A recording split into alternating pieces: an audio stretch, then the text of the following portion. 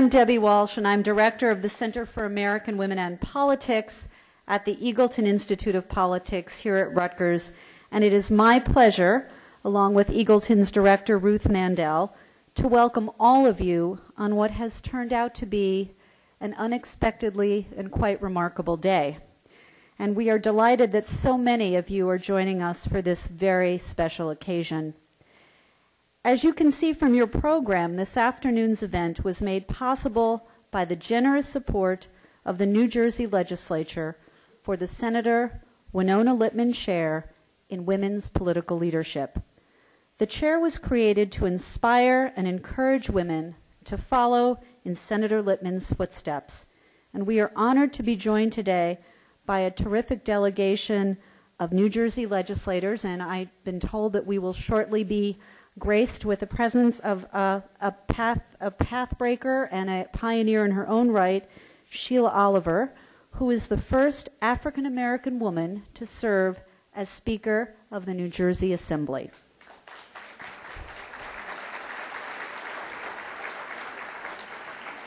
I also want to recognize the other New Jersey legislators who have generously given their time and joined us today, Senators Nia Gill and Shirley Turner. If you could.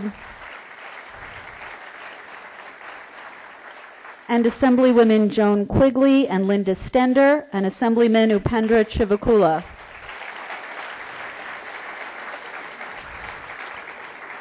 We hope that the speakers and the speaker and the legislators who are here with us today will convey our thanks to their colleagues in Trenton for making this program possible.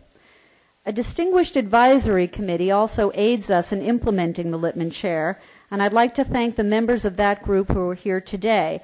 I've already introduced Shirley Turner and Nia Gill, and I want to add that Nia Gill, among her many distinctions, actually babysat for Senator Lipman's children many, many years ago, and then went on to be her aide and eventually to serve in the state Senate. So talk about following in someone's footsteps. I also want to introduce Sandra DeGenest, who is Senator Lipman's niece and a leader in the Newark Public Schools and someone who's been extraordinarily helpful to us over time on this project. Kathy Crotty, who is the former executive director of the New Jersey Senate Democrats and a longtime colleague of Senator Lipman, and in many ways this started out as her brainchild. So thank you, Kathy. And finally, Alma Saravia, who worked with Wynona Lipman for many years as executive director of the Commission on Sex Discrimination and the Statutes, who has really done an enormous amount to make sure that the legacy of Senator Lipman goes on. So thank you, Alma. I'm also delighted that we're joined here today by Newark Councilwoman Mildred Crump. So Mildred, from the Senator's City. You can learn a bit about Wynona Lipman in your program, and you can find an expanded bio of this extraordinary woman on COP's website. But perhaps most important for you to know is Senator Lipman was the legislature's leading advocate on behalf of women, children, families, low-income people, and people with AIDS. She helped to establish and then chaired the state's Commission on Sex Discrimination and the Statutes, uncovering and analyzing discrimination in New Jersey's laws, and then initiating legislation to eliminate inequality. She tackled issues including employment discrimination, child support, children's rights, sexual assault, and domestic violence. For many years, she was the only woman in the state Senate, and there are a number of folks here who served with her in those years. She always was the voice for those with the least access to the political process and always alert to the political implications of race and gender. So you can understand why the Center is so proud to have been tapped to celebrate Senator Lipman's legacy. One of the most important ways we do that is by presenting prominent speakers whose work addresses issues and ideas that were central to the Senator's career and to her work. And while Senator Menendez has generously taken on the role of introducer, I want to use my time introducing the introducer to say on behalf of the Center and Rutgers, how delighted and honored we are to welcome Valerie Jarrett to deliver this year's lecture, particularly at such an historic moment in both our nation's history and President Obama's administration. I know I woke up this morning wondering, would this really happen? And we are delighted that it is. Knowing that this accomplished and impressive woman has achieved such a prominent position in the White House, led by our first African-American president, would no doubt have pleased Senator Lipman immensely. And now it is my very great honor to present a valued friend of COP and Eagleton, someone who helps us whenever we ask, and he might say we ask him an awful lot. He helped us, in fact, in extending the invitation to this afternoon's speaker, and I'm really delighted to be able to introduce him today. Senator Robert Menendez served in the U.S. House of Representatives from 1993 to 2006, rising to become the third highest ranking Democrat. Appointed to the U.S. Senate in 2006, he went on to win a full term later that year. In November of 2008, he was chosen to head the Democratic Senatorial Campaign Committee. Before his election to Congress, he served as a school board member, a mayor, a state legislator, and his time in the state Senate actually overlapped with that of Senator Lipman. So it is entirely fitting that he should be today's introducer, and I am very pleased to present Senator Robert Menendez.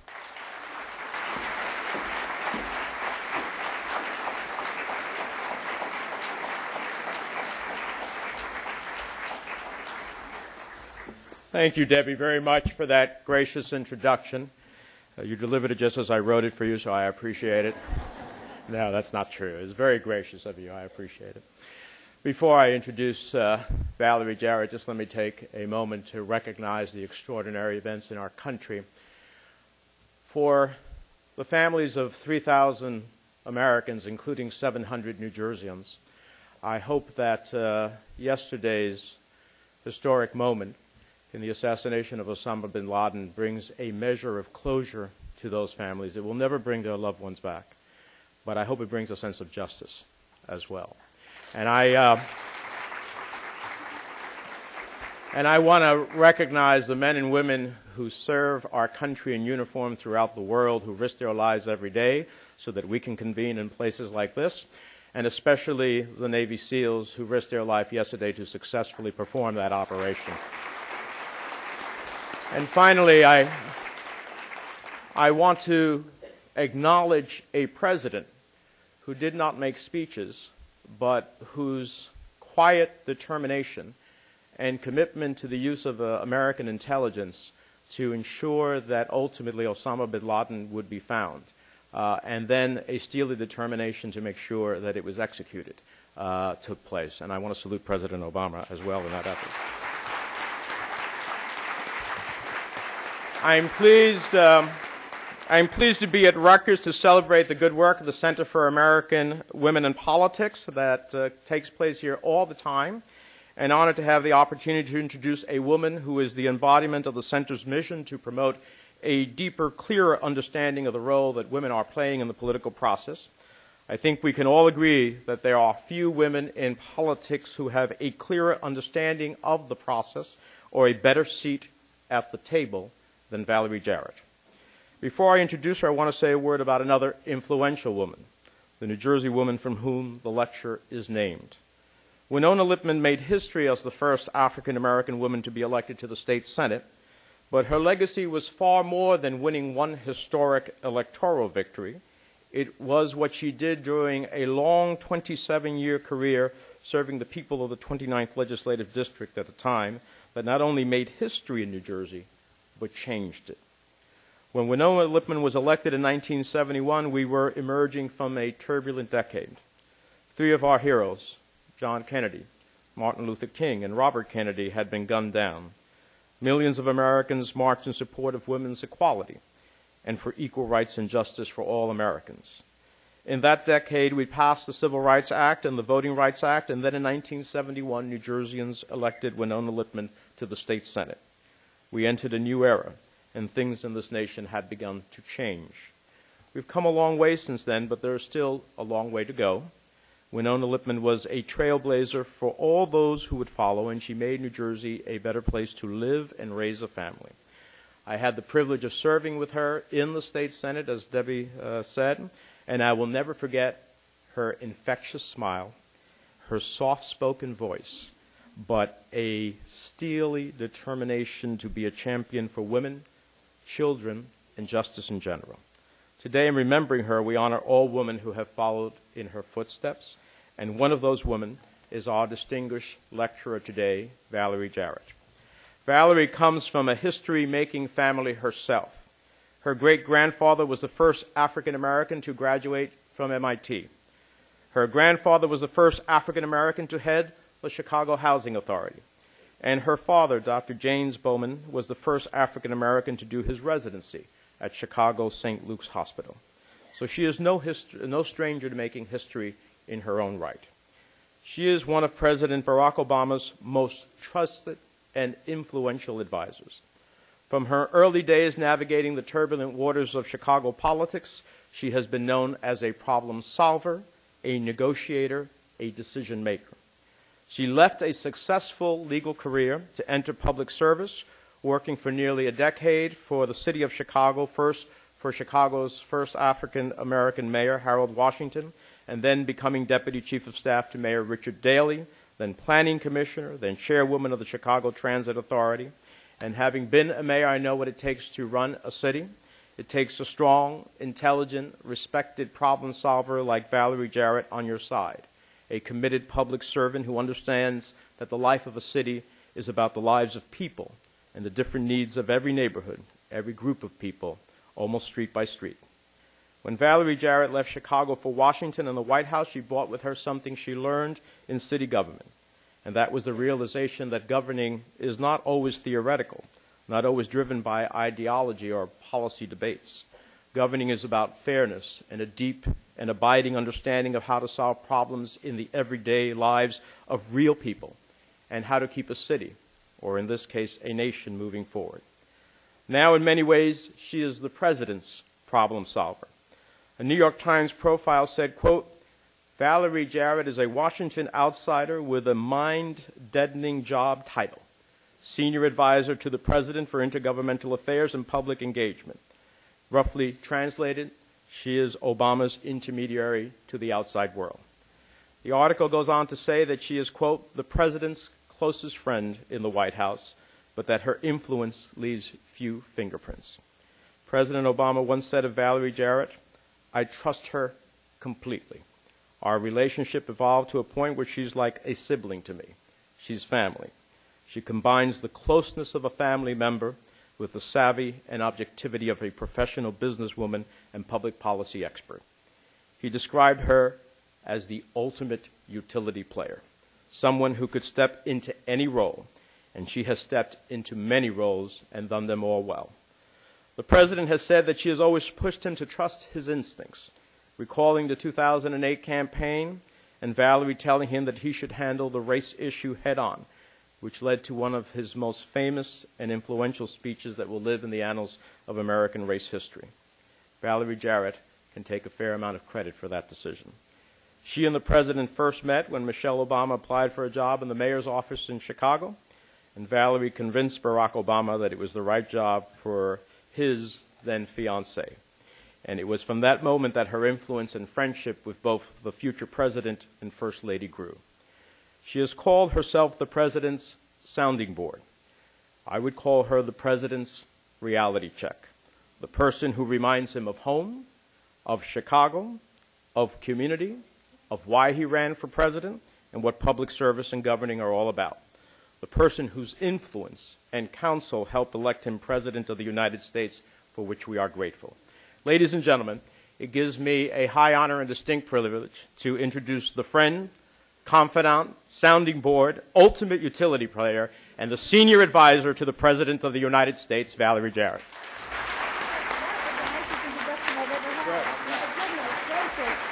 Thank you. Oh, my goodness.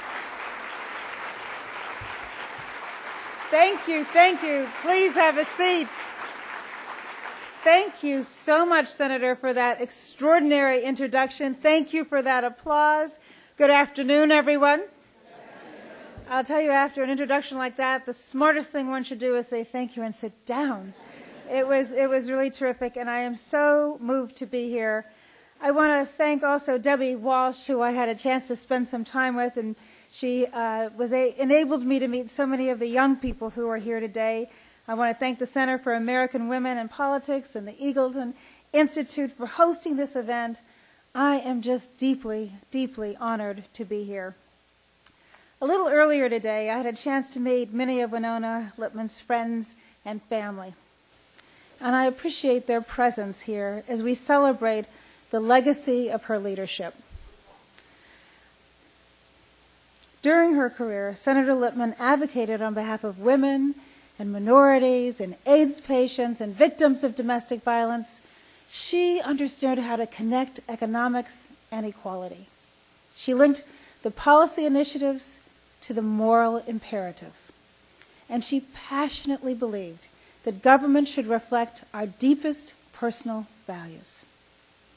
Her legacy is carried forward by elected officials such as State Senator Loretta Weinberg, who I had a chance to meet earlier. What a dynamo. And she is something. It's carried forward by Speaker Sheila Oliver, the first African-American woman to become the Speaker of the New Jersey State Assembly. And it is carried forward by Senator Barbara Wynona, the highest-ranking woman in New Jersey State Senate history. Please, a round of applause for all of them.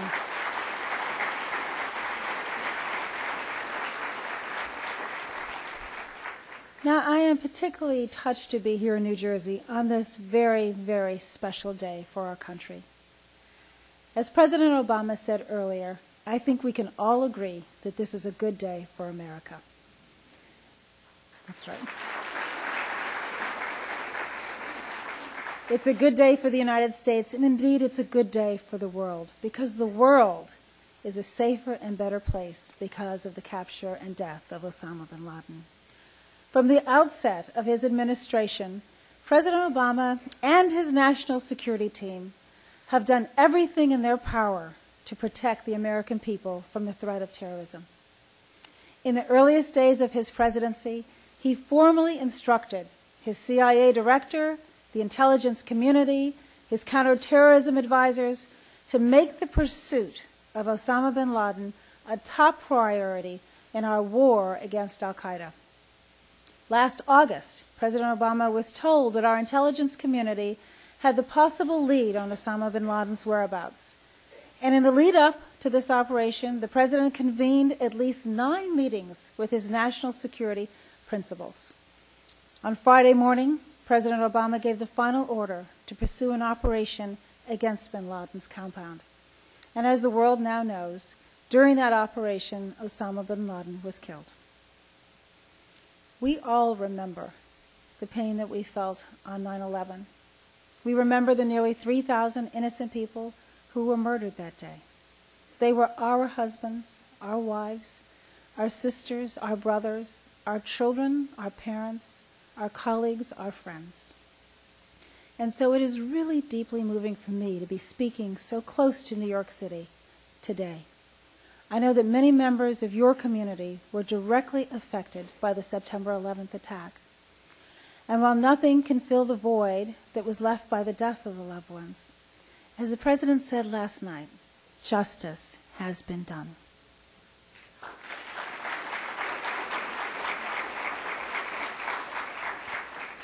The operation against bin Laden was also a reminder of the bravery and the courage of our men and women in uniform, and of our intelligence and counterterrorism and homeland security personnel who for 10 years, as the senator said, have quietly but with determination been seeking to find Osama bin Laden and fight al-Qaeda overseas and protect our freedom right here at home. They've made tremendous sacrifices on our behalf, sometimes even the ultimate sacrifice, so that we can be safe and free, and we owe them our gratitude.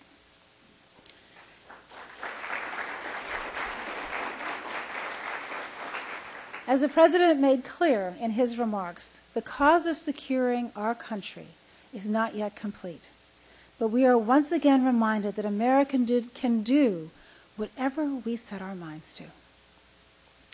Now, as the senator mentioned, I first met Barack Obama. You were kind enough not to mention exactly how many years ago it was, but it was 20 years ago this summer, 1991. Before he was married, before he entered politics, before he had written any best-selling books or spoken at the convention and captivated the nation and the world with his spirit. And even back then, I was struck by his extraordinary leadership qualities, which are the very same qualities that the world saw last night. Toughness, integrity, patience, resilience, vision, patriotism, and love of country. These are just some of the qualities that true leaders have. President Obama understands that hard things are hard. But that doesn't stop him, and nor should it stop us. When he sets a goal, he does whatever is necessary to achieve that goal. We've seen this time and time again since the president took office. No president would have chosen to inherit 2 wars. No president would have chosen to inherit a partisan political culture. Certainly no president would have chosen to inherit the worst financial crisis since the Great Depression, together with a healthcare crisis and an energy crisis and a public education crisis and a crisis in terms of our reputation abroad. But that's exactly what President Obama inherited. And he's made the kind of tough decisions that protect our country and safeguard our ideals and our future. That kind of courage is a requirement of true leadership. The courage to stand up for what you believe in, the courage to move forward when gale winds push you, am I right, Senator, backwards, and the courage to challenge yourself and listen most closely to those with whom you disagree. For having to defend an argument only makes it better. After listening to all perspectives, leaders are prepared to make tough decisions and absorb everyone's pain. Over the course of the last 2 years, I've had the honor of watching President Obama do this time and time again. The toughest and most painful decisions, of course, are the ones that involve placing our men and women in harm's way. In December of 2009, I attended the President's speech in front of an audience of cadets at West Point, where the President announced that he was sending 30,000 more soldiers to Afghanistan. He didn't shy away from the awful cost of war. He spoke about signing letters of condolence to military families, visiting our wounded warriors at Walter Reed, traveling to Dover to see caskets of American soldiers arrive at home for the very last time. But he also made it clear that as a leader, his job was to act, and that's exactly what we saw last night. President Obama also absorbs the pain of supporters who are understandably impatient with how long actual change takes. Many of his supporters thought he would wave a magic wand and the world would change instantly, but we know that doesn't happen. So from sweeping legislation, passing the Affordable Care Act, to repealing Don't Ask, Don't Tell, change took time. But due to the President's steadfast conviction and tenacity, those acts, as well as many others, got done. I remember the evening of the Affordable Care Act's passage, and the President invited his entire team that worked on the bill to a spontaneous party up in the West Wing, actually in the residence in his home. His wife was out of town, and so he thought he could throw a little party. Sounds familiar? Well, the little party grew because he invited everyone from the junior-most staff person to the Vice President of the United States, everyone who'd worked on the bill. And in the wee hours of the night, after the crowd began to die down a little bit, I asked the President how he was feeling that night compared to election night. And he said that election night merely created the possibility for change. But the passage of the Affordable Care Act turned our hopes into a reality, and that was cause to celebrate. The President is no less committed to passing comprehensive immigration reform. He recognizes with the new Congress, hurdles are higher, but that doesn't mean we give up. Leaders do hard things. But at the same time, they distinguish themselves with civility and compassion, their genuine goodness and core decency. At times, we've seen our nation's discourse take a harsh tone and an angry tone. We each have a responsibility to change that tone. President Obama spoke of this in the aftermath of the January tragedy in Tucson. Some tried to use the shooting as an excuse to vilify people and groups with whom they disagree. He said, and I quote, "Rather than pointing fingers or assigning blame, let us use this occasion to expand our moral imagination, to listen to each other more carefully, to sharpen our instinct for empathy, and remind ourselves of all of the ways our dreams and hopes are bound together." As you'll remember, a 9-year-old girl, Christina Taylor Green, was one of the victims in Tucson. She was there because she wanted to meet her congresswoman. The president challenged us and himself to make sure that her tragic death was not in vain. He said, "I want us to live up to her expectations. I want our democracy to be as good as she imagined it to be.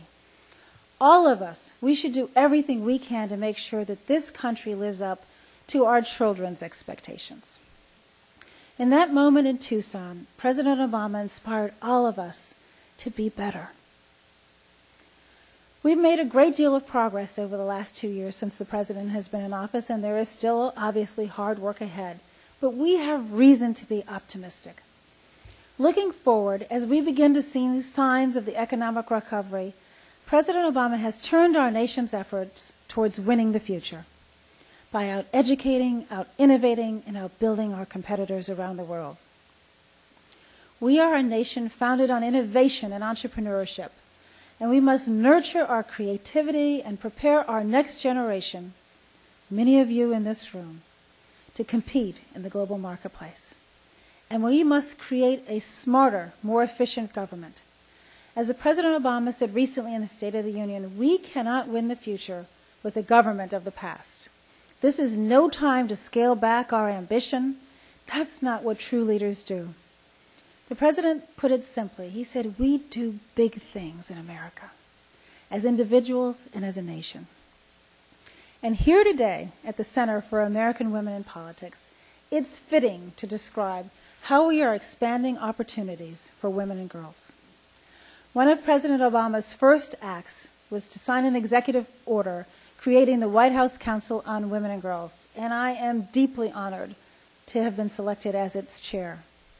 Its mandate is simply to include every agency in the federal government and make sure that every program, every policy, every piece of proposed legislation takes into account the needs of women and girls.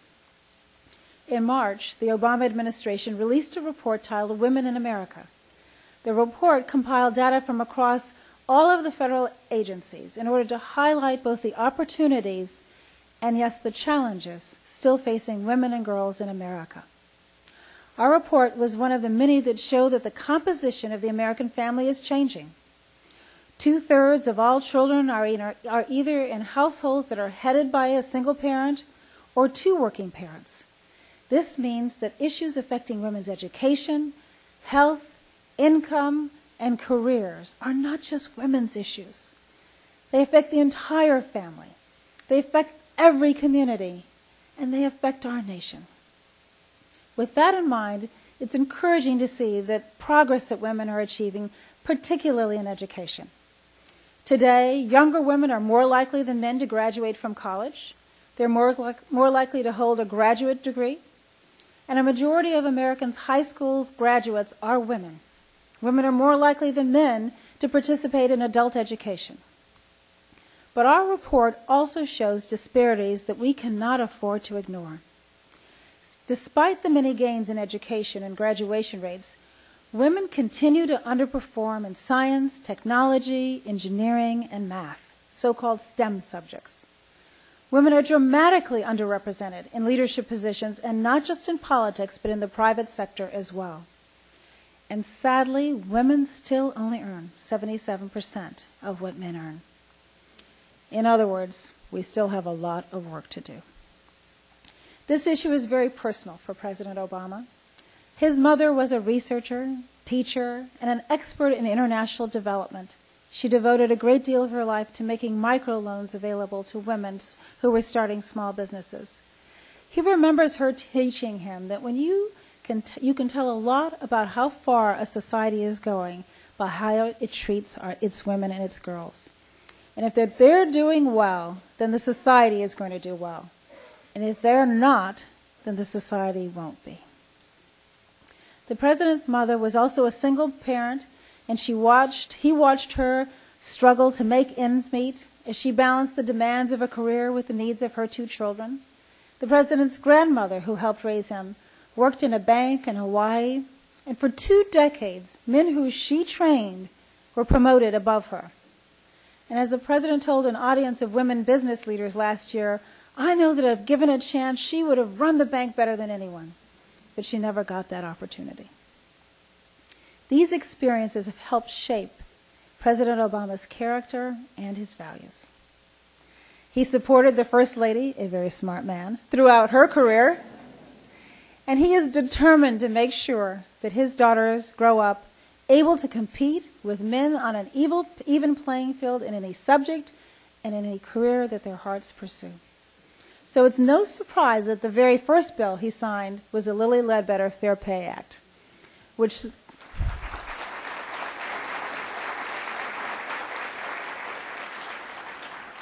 the act strengthens a woman's right to sue her employer for equal pay, and he still plans, Senator, to push for passage of the Paycheck Fairness Act, which will ensure that, as the president said, men and women who do equal work receive the equal pay that they and their families deserve. So that's on our agenda.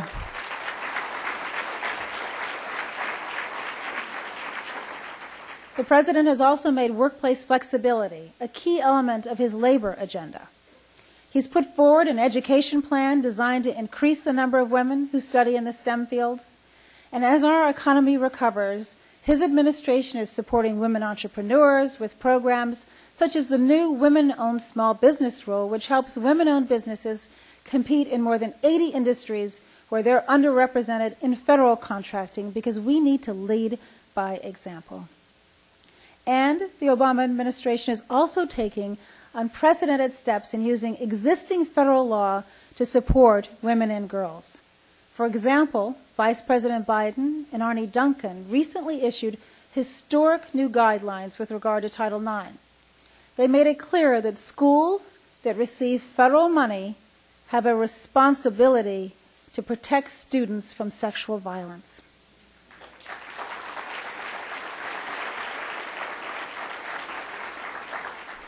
And at a time when 1 in 5 young women is a victim of sexual violence, this is a new and vitally important application of this law. If women are going to become leaders in their communities, they first need to feel safe in their communities.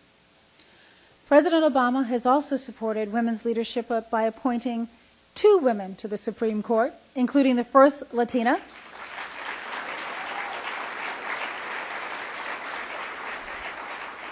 and I give you my personal assurance that the women in the White House and in the cabinet have surrounded him with a close circle and advise him closely.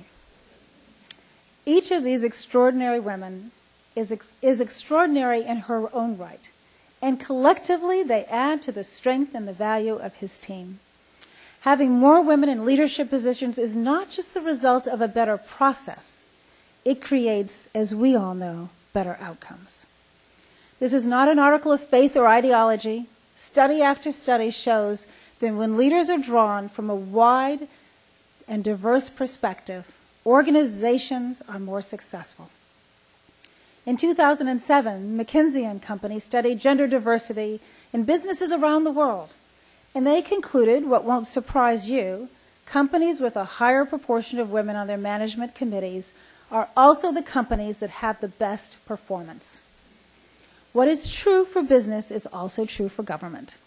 For decades, the country's leading political scientists, including many of those at the Center for American Women in Politics, have found that when more women hold public office, issues regarding women, children, education, and health care receive more attention.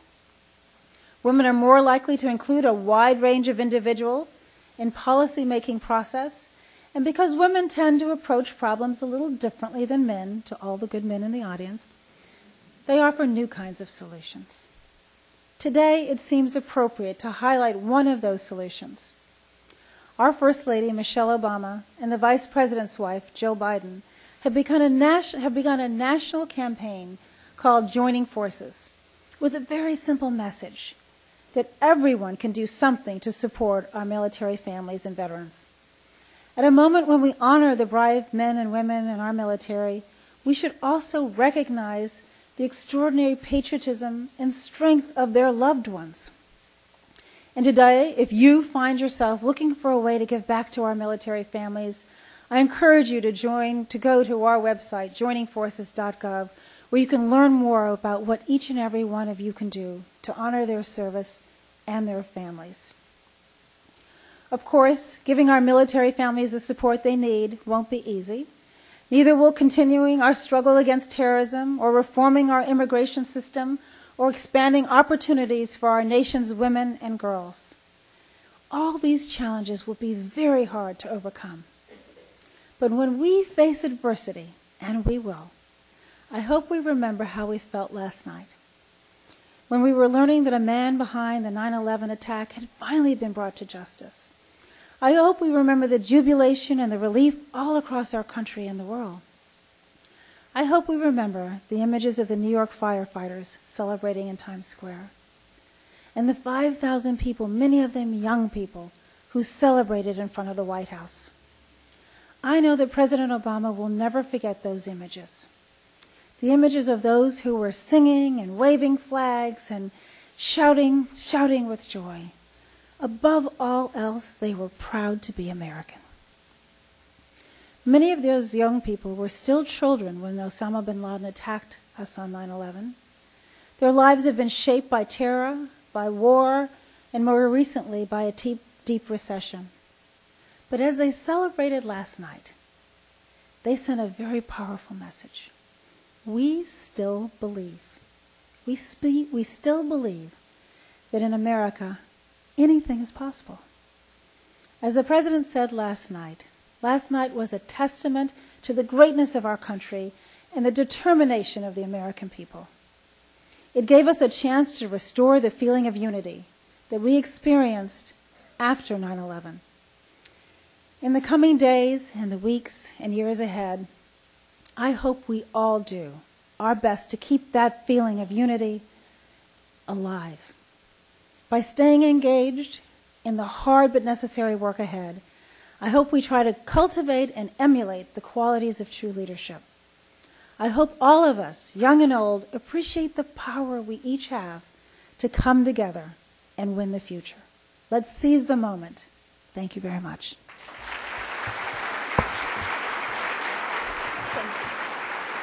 Thank you. Thank you. Thank you very much. Thank you all. Thank you. Thank you, thank you, thank you. Thank you very much. I'm very flattered. And now for the Q&A, which is my favorite part. Well, Ms. Jarrett has graciously agreed to do some questions from us, and we have her for a very limited time. So to kind of streamline the process, we took questions from folks online beforehand and here in the room, so we have a few of them. We're going to start off with, the first one is, we all remember where we were on September 11th, 2001, and I'm quite sure that we're all going to remember where we were on the evening of May 1st, 2011. What is it like to be part of the Obama administration at this historic moment? Well, I'm going to tell you guys a story. And I often include this in my speeches, but this question prompts the story. Deeply honored and humbled is the answer to your question, but it reminds me of a man. I often tell stories about leadership and the qualities that the president has, but I often end by telling a story of a man whose name I do not know. And I met him during the campaign when the president was running for president during the primary season. And we were in Austin, Texas. And we were leaving our hotel early one morning, and the Texas part of the primary was particularly grueling and long and exhausting. And early one morning, we were leaving our hotel, and there was an African-American elevator operator who had taken us up to our room during the 3 days that we were there. And the president had a cold, and he's actually not a morning person. between us. So he was a little grumpy. And as we got into the elevator, we landed on the ground floor. And the elevator operator cleared his throat. And I thought, oh, goodness, please don't say anything right now. But he cleared his throat and he said, excuse me, Senator Obama. And the then senator looked at him. And he said, I'd like to give you something. And he gave President Obama his military patch. And he tried to hand it to him. And so, of course, everybody in the elevator peeks in trying to figure out, well, what is it? And we realize what it is, and everyone kind of gasps. And then Senator Obama says, I couldn't possibly accept your military patch. And he says, no, I insist. And the president says, no. And they go back and forth. And so finally the gentleman said, sir, I served in our military, and I was proud of that service. I've carried this patch with me every day for 40 years. It's kept me strong. It's kept me safe. It's given me the strength to perform a very humble job and provide for my family. And you have a very tough road ahead, and I want you to have this patch. So the president took the patch, and of course I burst into tears. And later I asked him, what did you do with that patch? And he said, well, I put it in my pocket. And I said, oh, isn't that a typical male response? I put it in my pocket. I said, what did you feel? How did you feel when this man gives you, that's what I'm looking for. And he looked at me as he tends to do sometimes when clearly I don't get it. And he said, no, Valerie, I put it in my pocket. And he reached in his pocket and he pulled out about 10 or 12 trinkets. And he proceeded to put them on the table, and he told me the story behind each one of those, who had given it to him, where he was when he received it, why it was so special that he put it in his pocket. And every day when I drive through the gates of the White House, we stop at the checkpoint, and the Washington Monument is on the right, and it has little red lights because I come in the dark, and I can see those red lights blinking at the top.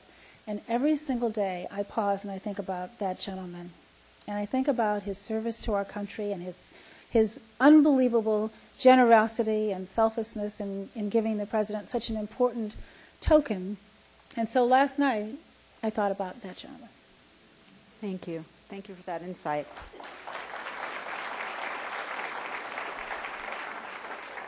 I'm going to shift gears a little, back to women, I think. Good. There seems to be a backlash against the attention given to women and girls in the U.S. with the Forgotten Boys dialogue, or perhaps the End of Men cover story on The Atlantic, turning the focus back onto the problems of masculinity. What do you see as the role of the White House Council on Women and Girls in an era when some view combating discrimination against women as a done deal? What issues for women and girls do you think will be most central in the future? Well, as long as women are only earning 77 cents on the dollar, I don't think our work is done.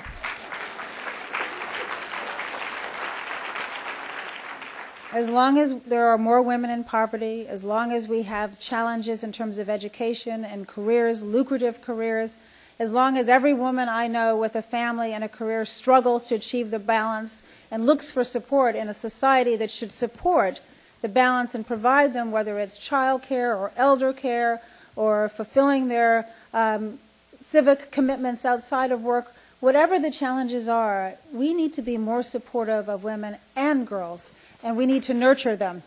But you know what else? We also need to take care of our boys.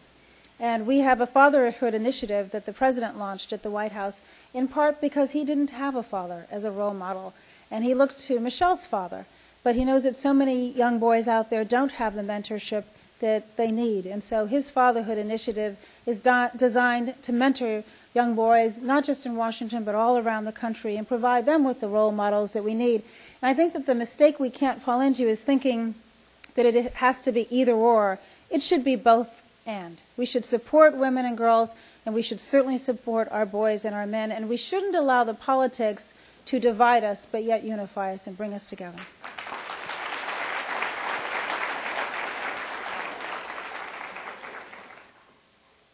Every day the president is confronted with new and seemingly intractable problems. That is true. Yeah. Okay, there's the answer. Both domestic and international. How does he cope with such a full plate, and how do you, as an advisor, help him to sort out what's most critical? That's a very good question. I think some of it has to go to temperament and kind of internal fortitude. The president is just a very grounded and balanced person. And sometimes there are people who want him to, shake his fist and fight. And I think that as a result of how he was raised and the values that his mom and his grandparents instilled in him, gave him a sense of empathy and appreciation for the least of these. And so he wakes up every morning really singularly focused on two issues: keeping America safe and growing our economy so that we can be strong. And everything that he does evolves from those basic principles. And so his whole effort in terms of winning the future is we want to out-educate and out-innovate and out-build our competitors to keep our country strong. And as we saw last night, keeping America safe is in the forefront each and every day. And he has a wife and 2 children who keep him really grounded. And don't underestimate the value of support systems. And I say this to every young audience, and young and old that I meet. You can't do any of this by yourself. The challenges in our civilization are just too daunting. And so make time to develop the relationships that will give you the sustenance that you need in the course of the day. And keep in mind how important that support is to your loved ones as well. So I think he's surrounded by people who love him. He was raised to appreciate the importance of core decency and values and giving back to a country that he deeply loves and is honored to lead. And he has a really, really good sense of humor. Thanks. The fundamental issue of concern to most people right now is jobs. Yet progress in cutting unemployment and creating new jobs has been slow. How can government balance the need to trim federal deficits with the need to expand employment? This is the $64,000 or $64 billion, if you will, depending upon, in Washington, everything's in billions. This is really, in all seriousness, a very tough question, and it's the exercise we're going through right now. And we have choices, and I think part of what's so terrific about our democracy is that we should have choices, and the path that the president is presenting to the American people, embodied in his budget, is, look, we do have to tighten our belt. We have got to bring down our deficit, and he outlined a plan to bring down our deficit by trillions of dollars over a 12-year period. It is doable, but what we have to be mindful of is how we do it. And so we have to be strategic, and we have to continue to invest in what's going to keep America strong. And so if you think about it from the perspective of an employer who could locate right now anywhere in the world they want to locate, with technology being what it is, you locate where you want to be. Well, so in order for us to keep those jobs here in America, we have to educate our young people. I was at a business roundtable earlier today with a group of business leaders from the area, and they talked about the fact that at a time of high unemployment, they're still finding it hard to find a workforce with the skills that they need to employ. So we have to correct that mismatch, and we need to make sure that we are educating our young people and our adults going back for continuing education for the jobs of the future, and focusing on energy and looking for new sources of renewable energy, to clean energy, to reduce our dependence on foreign oil also keeps us safe again. And so we have to really invest where we get the biggest bang. Innovation and science and research, basic science, that will invest, as we would call it maybe as the venture capital money in our future, where the private sector won't go in yet. We have to do what we can do to prime that pump, because what it will do is create an incentive for investment. And that's part of what's so terrific about our country, is that we are the innovators of the world. And then we have to build our infrastructure. And again, companies could invest anywhere, so they're going to want to know, is the technology going to be there? Are the roads and the bridges going to be there? Is the basic infrastructure strong enough to support their businesses? And so we have tough choices to make. And the president in his budget had to make some painful cuts, programs that he might care deeply about. But we can't do everything. Just like families across the country are having to make tough decisions sitting around their kitchen tables, the federal government has to do the same thing. And he's looking forward to engaging in this process with the leadership and members of Congress, because this is something we have to do together. And we had a very successful lame duck session, and although there were many people who didn't get everything that they wanted, our democracy is also about being reasonable and doing what we can do and not letting the perfect be the enemy of the good. And as a result of that, we will be able to get a lot done. So I have reason to be optimistic. I know the president is optimistic. I know the senator is optimistic. And you should know that we are just as determined and as stubborn as we were the day he was elected, and not going to give up one little bit of that energy that you depend upon us to have.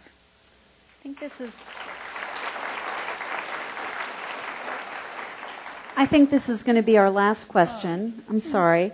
But we want to know, what's the most important issue right now that no one is talking about? We heard a little bit from Rachel Maddow was here a couple of weeks ago, and that question was asked of her. So we're asking that of you. What did she say? I love Rachel. No, we're going to compare. And what about that issue would you like people to be saying? What kind of discussion would you like to see? Well, I'll tell you. I'll go back to something I said in my remarks, and I highlighted what the First Lady and the Second Lady are doing for our military families, because I think we often focus on the victims, and we have to, of course, focus on them, but we really shouldn't exclude the families. And there's so much that we could do. When our veterans come back, they shouldn't have to wonder whether there will be a job for them. They shouldn't have to wonder about whether they'll have the skills that they need. They shouldn't have to wonder about the support system that will reward them for the enormous sacrifice that they made on behalf of our country. So I think that I'm so delighted that the First Lady and the Second Lady are putting the real spotlight on this issue, because it's something that every community has to own. Every person has a responsibility to the people who allow us to go to these terrific universities, to conduct our day-to-day life without worrying whether or not we are going to be okay, because there are people out there fighting on our behalf. And so I think we can't talk about that service enough, and we can't educate ourselves about what we could do in this area enough. I also, let me say one other thing, which is more general. There are many issues, several of which I touched on in my lecture, that we're focusing on each and every day. I think that the media oftentimes focuses on issues that are going to be sensational and exciting, but aren't really going to affect our fabric and our strength as a country. And so I would say that it's also up to all of you to constantly remind your families, your community, and put pressure on the media to focus on what's really important. The stakes are so high right now, and our country is we are moving in the right direction. We've created 1.8 million jobs over the last 13 months, but almost everybody knows someone who's unemployed. So there's so much serious work left to do. The decisions we have to make about the budget will affect everyone in this country. And so let's keep the focus where the focus belongs, keeping us safe and making America as strong as it can be. Thank you very much. Thank you so much.